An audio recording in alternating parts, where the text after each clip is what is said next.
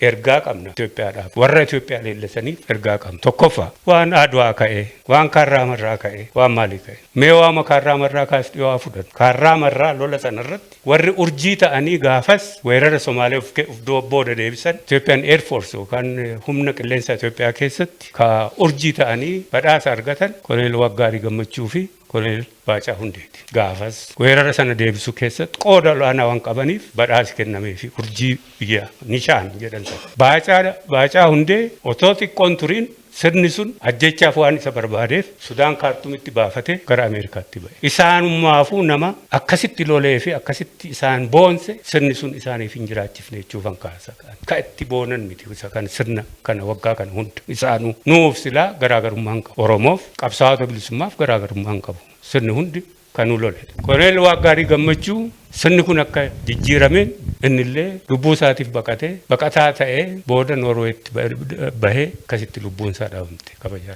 Dhiyoon kaasaa jira. Warra akkasii warruma sirna sana keessatti hurjii ta'an sirna isaaniifuu warra lola irratti waan ni godhaniif kabajaa hin qabnedha. Sirni Itoophiyaa hangmoonaa ittiin deemtu. Gaaffii ummatootaa deebisuu diduu fi gaaffii ummatootaa kana ukkaamsuuf mala dhaatanii labsii yeroo muddamaa jedhanii diriirfatanii ittiin jiraachuuf ishee kanatti waan ni gochuu danda'an.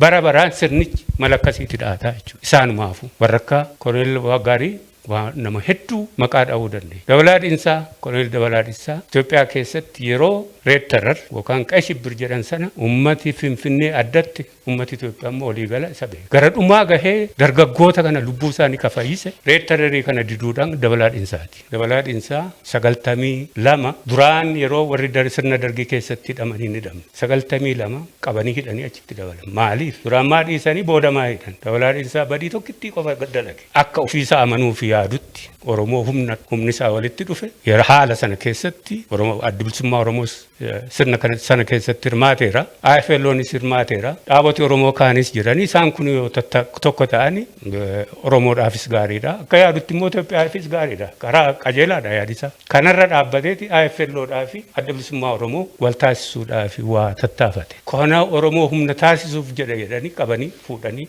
warra hidhamanitti dabalatee wayyaane.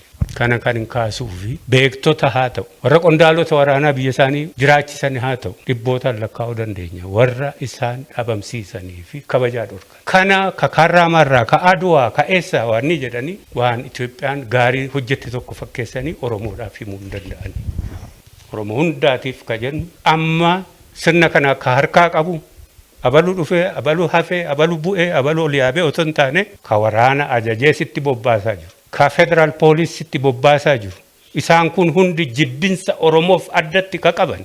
Kanarraa ka'anii sababaa malee ka uummata fixaa oolan. Kanarraa ka'anii mana Oromoo hunda sakattaanii kasaamaa jiran. Sirni harkaa qabu kun Abii ol ba'e ka biraa Haalamaaram gadi bu'e EPRDFuma sanaa jechuudha. Kana harkaa qabu ka Oromoo irratti bobbaasaa jiru. Kanaaf EPRDF kanarraati furmaati nu dhufa jedhanii eeguun ammallee taanaan haada sana keessatti xaxamanii miidhama akkatti fuugochuu waan ta'eef ummati Oromoo qabsoosaa asiin gahe kana guyyaa tokkollee otoo of hin dagatiin qabsoosaa jabeeffatuuf socho'u. Egaa ilmaan Oromoo addatti immoo miseensota keenyaa fi deeggartoota